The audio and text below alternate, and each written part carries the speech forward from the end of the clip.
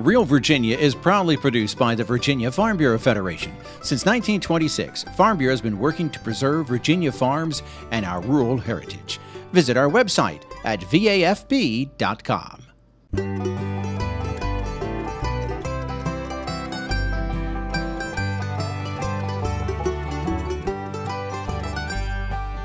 Home will always be Virginia, between the Blue Ridge and Chesapeake Bay, Atlantic to Appalachia, home in my heart always. Hello everyone and welcome to Real Virginia, a show about Virginia agriculture and the people who produce all the wonderful products we enjoy, brought to you by the Virginia Farm Bureau. Several factors are making it a little more difficult to find a fresh Christmas tree this year. Chef Maxwell offers up a holiday treat that's featuring prized Virginia oysters, and a recent championship at the State Fair of Virginia featured the time-honored skill of auctioneering.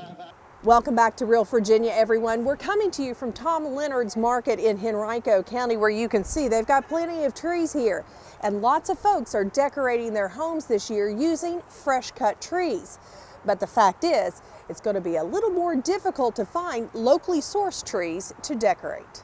This year, it could be a little more challenging to deck your halls with a fresh-cut Christmas tree. Over the past decade, demand for fresh-cut trees declined, but demand is back, and growers are working to meet supply. Many Christmas tree growers have retired or left the business, according to the National Christmas Tree Association. Those growers who are still in business have also cut down on their plantings through the years due to lack of demand. Droughts and wildfires across the nation are also contributing to the shortage. Those factors have combined to create an overall national shortage of fresh-cut trees. You go back to around 2008, about the time the recession started, and people started stopping or cutting back on buying live Christmas trees. And a lot of them switched over, made a one-time investment unfortunately, into artificial trees, but they cut back. So it's sort of, therefore the people that grow the trees cut back on their plantings. The USDA's National Agricultural Statistics Service reports about 3.7 million trees were planted in 2015. That's down 5.6 million planted in 2010. The association reports shortages began to have an impact during the 2016 holiday season, when growers oversold their supply and were forced to harvest trees intended for the 2017 season in order to honor their commitments. That will have a ripple effect for years to come, since it takes 7 to 8 years to raise a tree to the most popular heights of 6 to 8 feet. Experts are predicting 2017 inventories of popular tree varieties will be even tighter, with availability down as much as 40 to 50%. Some areas are seeing price hikes, but overall, Gregson says Virginia prices should remain steady for consumers. His best suggestion? Shop early for your tree. The prices really are not affected yet. They may be in the next 2 to 3 years, but what we found, we haven't raised our prices this year, and the trees that we've bought from wholesalers to bring in, their prices just didn't go up very much at all. You might see $1 or $2, but you know, just expect that you're not going to find a lot of tall trees this year. That's, again, it's just because of the quirk in the growing calendar. I mean, I have hardly any trees over 7 feet tall. If you're looking for a real tall tree to cut down yourself, you might be a little bit disappointed, but in some of the areas. Many neighborhood Christmas tree lots are looking to our neighbors to the north to help meet the demand. But Gregson reminds us there's nothing like spending the holidays going to your local choose and cut farm. Well, we hope more people will come out and do a little research and decide on the kind of tree you want. Go online. There are somewhere in the neighborhood of between 400 and 500 tree farms around the state. So you can go to the Virginia Christmas Tree Growers Association website, and they have a list of all the member farms and where they are located. Most of them have directions on where you can get to. Come on out and have a great day with the family. Virginia is the 7th largest Christmas tree state in the nation, according to the most recent Census of Agriculture. Virginia growers harvest nearly 500,000 trees annually. Industry experts are predicting that this may not be the only year for a tree shortage. Due to the lack of quality seedlings, quantities of market-ready Christmas trees could be affected into 2025. Virginia Christmas tree growers earn about $7.9 million a year from tree sales. Most Virginia Christmas tree operations are small, averaging from 1 to 50 acres. There were 594 Virginia Christmas tree farms in 2012. That's 93 more than 2007. The majority of them are located in or near the mountains of Virginia, although there are quite a few in the northern Piedmont region and even in the southeastern part of the state. Many Christmas tree growers are part-time farmers who raise the trees for pick-your-own operations and extra income. You can find a local Christmas tree farm online at virginiachristmastrees.org. Hi, today we're going to be talking about farmscaping from the ground up. Please stay tuned. More than 90 years ago, the Virginia Farm Bureau made a promise to our local farmers to protect and preserve a way of life they'd worked so hard to establish. Today, our insurance agents work to protect all Virginians, not just farmers. Anyone can be a Farm Bureau member and enjoy the many benefits of membership. There's a local Farm Bureau in every county of the state. We think everyone should be a friend of the farm. Visit our website at vafb.com to learn more.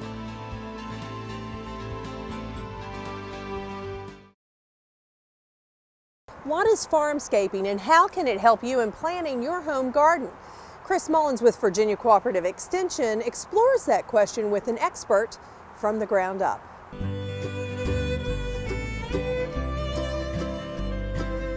Well, hi and welcome. Today we're at Auctioneer Education Farm near Warrenton, Virginia. We're here with Mr. Jim Hankins. He's the executive director of the farm here. Jim, thanks for letting us come out here today to talk about farmscaping. Now, people might have heard that term and might want to use it in their garden, but can you explain a little bit about what farmscaping is? Farmscaping is where you are trying to create a habitat to support a really good diversity of insects within your garden.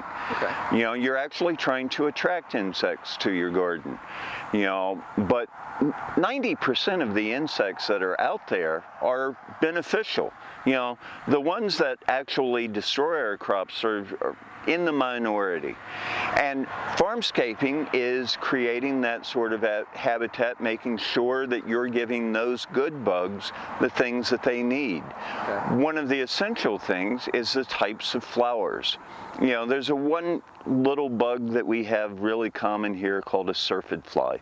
A syrphid fly adult feeds off of these sunflowers, feeds off of the other flowers that I'm planting, but it's laying its eggs on their vegetables. A syrphid fly larva will eat 60 aphids a day. Oh, wow. And they can have 10 generations in the summer.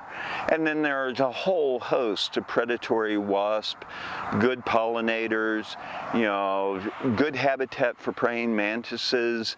You know, just dedicating a little bit of your space throughout your garden to encourage the good bugs. Sure, that makes sense. And you've got some beautiful flowers here. What kind of plants do you have in this planting that attracts some of those things? Well, the sunflowers here, it's literally just a bag of bird seed from the local co-op. You know, I bought a 50-pound bag of black oil sunflower seed. I tilled the soil, broadcast the seed, tilled the soil one more time to cover them up. I also threw in some cosmos, some zinnias, and some Mexican sunflowers in this patch. Okay. Because the sunflowers, they come up and go pretty quickly. So, you know, these other flowers will continue to bloom until the frost. Right. You know, I've got 4 different patches of sunflowers so that I'm keeping a new section in bloom all of the time to really hold those good bugs in here. Makes sense, and most gardeners would want to have those good insects all throughout the summer when they're growing their vegetable crops. You need them from early spring all the way up, you know.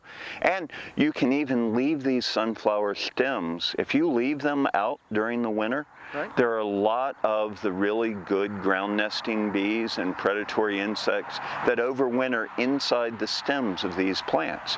Plus you've got goldfinches, and it looks beautiful. It's beautiful. It is beautiful. Yeah. So now, if a gardener had a plot, they would maybe plant on one end or all the way around, or does it matter?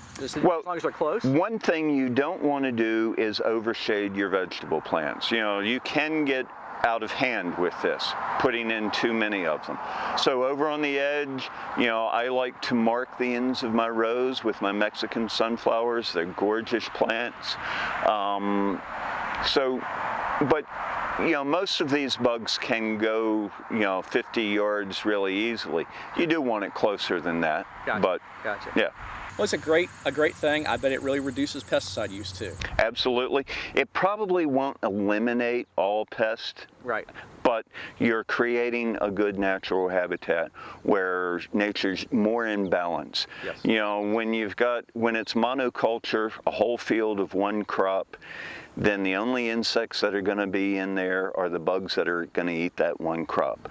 By creating this good, healthy, diverse habitat, you get a wider range of all the good ones who reduce the number of the bad ones that were, you know. Sure. Makes perfect sense. Yep. Well, thank you so much for letting us come out today and see this farmscaping you've got going on. It's a pleasure. Well, for more information about farmscaping, please contact your local county extension office and talk to a master gardener. From the Ground Up, I'm Chris Mullins. We'll see you next time. From the Ground Up is presented with the generous advice and assistance of Virginia Cooperative Extension. Visit their website at ext.vt.edu. Chef Maxwell shows us how to prepare a holiday gumbo Virginia style next in the heart of the home. The holidays are a perfect time to mix up some traditional cooking recipes into a great new taste. Today, Chef John Maxwell has a recipe for oyster and turkey gumbo in the heart of the home.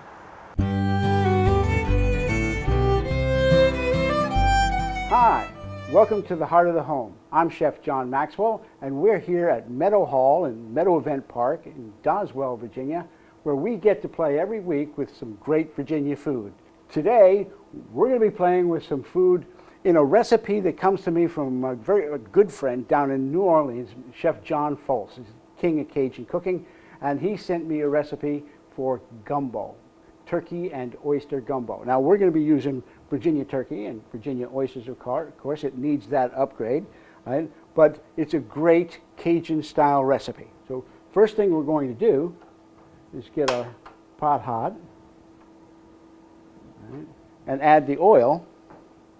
This is just vegetable oil, and I'm going to add the flour and begin to stir that around.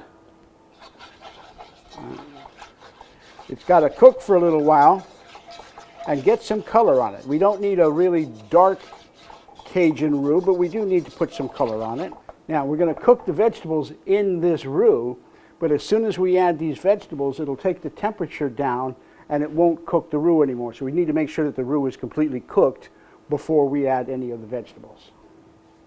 I'm going to add onions and garlic and start those working around.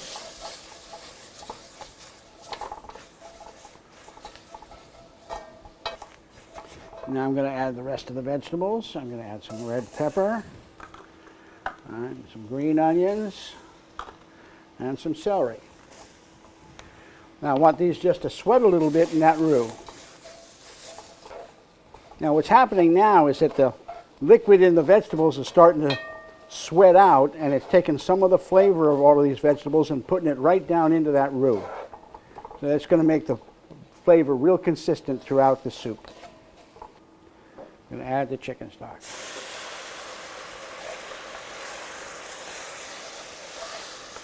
Now that roux will thicken this chicken stock to make our gumbo.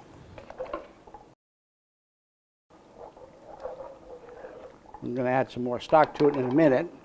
But meanwhile, I'm going to talk to you about the sausage. There's a couple of different kinds of andouille sausage. One is a crumbly kind of sausage that's not smoked. And if I want the bits and pieces of the sausage to go all through the soup, I'll use that kind of andouille sausage. But this is a smoked andouille sausage, so when I put it in, it's going to remain intact, so you get nice chunks of the sausage to chew on, and it doesn't necessarily change the whole flavor of the soup. So whichever one you want to use, go ahead and use. But if you're going to use the crumbly andouille, you need to go in early because that's usually a raw sausage, and this is fully cooked. I'm going to add the rest of my stock to it.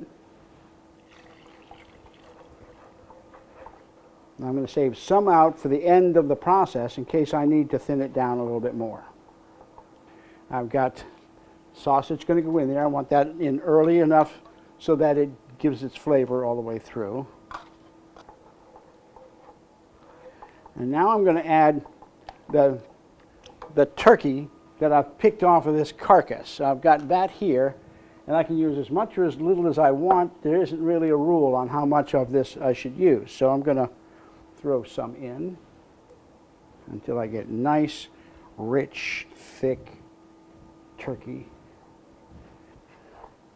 Now the original gumbo didn't have a roux. It wasn't thickened with flour, right? Because the origins of a gumbo are in East Africa and Native America. Right? So the word gumbo itself is the East African word for okra.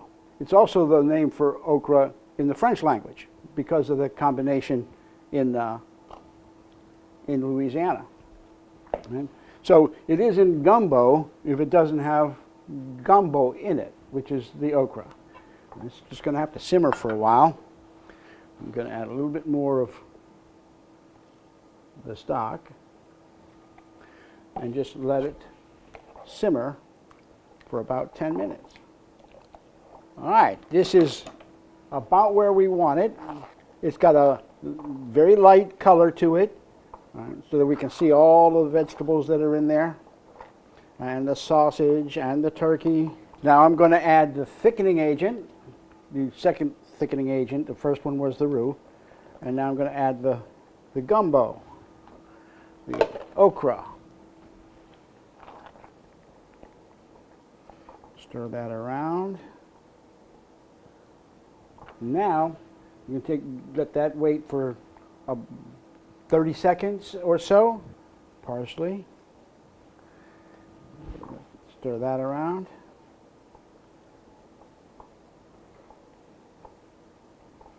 And now we're going to add a good Virginia oysters to this Louisiana gumbo.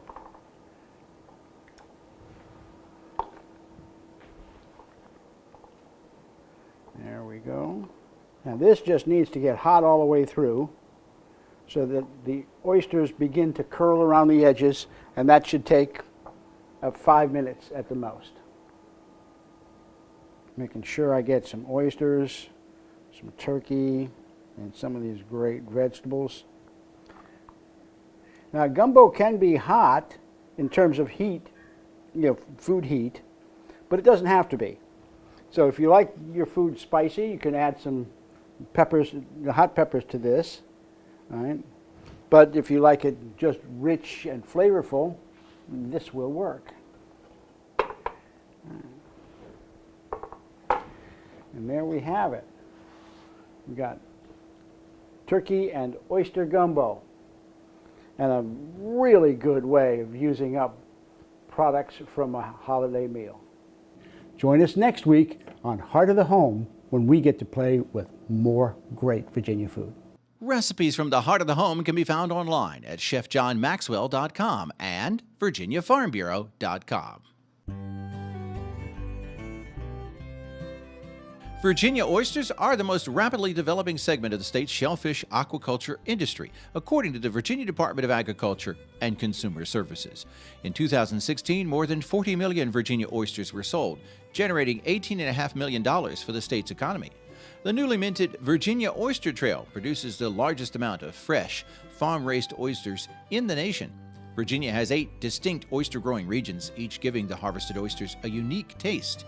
Local restaurants serve these delicacies to visitors, and some tourists are now going out in oyster boats and visiting with Virginia watermen to enjoy the full oyster experience.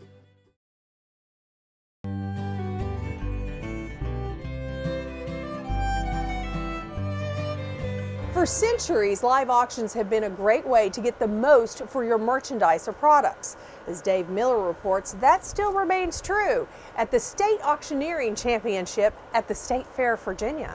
Hands up in the hands, up in the hand, all done, hammer high, gotta go. Sold it in the back, $65. There was plenty of excitement in the air for the state's Auctioneer Championship as bidders called out and auctioneers worked the crowd. Good auctioneers know that it's not just the chance to buy prized merchandise, but the competition between buyers that helps them deliver the best value for their customers.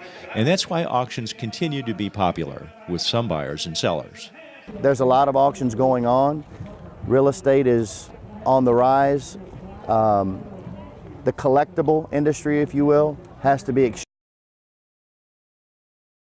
for it to really bring the money. Your average household items aren't doing as well as they were at one time, but your collectibles, as far as very nice antique furniture, stoneware, art, and things of that nature are doing well. The cattle industry is good. The horse industry is extremely strong. So you know, the auction industry in the Commonwealth is alive and well, extremely vigorous right now. The skills, the ability, and the quality of Virginia auctioneers are tested each year at the Auctioneers Contest at the State Fair of Virginia. Auctioneers get the chance to perform before a group of judges and in competition with other auctioneers from around the state. Daniel Lanier of Pittsylvania County won bragging rights when he was chosen 2017 state champion. For an auction or an auctioneer, it's true price discovery. We build a competitive buying experience. It's not like going to a yard sale where they say it's worth $5 and you pay $5. You might think it's worth $5, we get $25 for it. You know, that's what we do. We do everything we can to make every dollar possible for our sellers. Auctions are used to sell everything from farm equipment and automobiles to real estate and collectibles in the Old Dominion. Charles Nichols says auctions are also a tradition here in Virginia, one that has been around for many generations. There are people now, because of the changing way of eBay and so forth, people going to Craigslist and putting their items on, which really is just an auction in itself. And so what they see is that there is a way for me to maintain the money I can maintain, and I'd rather put it in a competitive bidding scenario. And that's what the auction process is. But for me, I just see that the auction profession, over the generations, over the years, there's still two people that want the same item. And then you see that from families, and they say, you know, my grandfather had an auction, he did really well, I'm going to do the same thing. And it works out that way. It's evident by the energy that competitor Wendy Grims brings to the stage that she is totally immersed in the auction process. This was Grims' first state competition, and she enjoyed it. Well, I am a second-generation auctioneer. My father actually got into it back in the 70s, so I grew up in the auction industry. I've been around it my entire life. I just started actually selling about 1.5 years ago myself, and I absolutely love it. It's so much fun. It's fun to be up on stage. There's definitely right now a big shift to online auctions, so we're kind of starting to experiment with that a little, but also keeping the live outcry auctions. They're the most fun. Next time you see an auction classified in the paper or you come across one online, just jump in your car and go. They are fun, there's usually food, and it's going to be an exciting, fun day. You will not regret it, and you might find something that you just couldn't live without. Online auctions are more popular than ever on the internet as buyers watch the bids come in and click on the bid button on their own screen. But there's nothing like the excitement of a traditional live auction. The competition of the sale between the buyers and the audience present and the fevered pitch of the auctioneer provide the driving force behind the entire sales event. In Caroline County, this is Dave Miller. That's going to do it for this edition of Real Virginia. We are so glad you could join us to celebrate the bounty Virginia has to offer. Whether it's in your home, your garden, or your landscape, we are proud to say that this is Real Virginia. So for everyone from the Virginia Farm Bureau, thanks for watching. Make it a good week.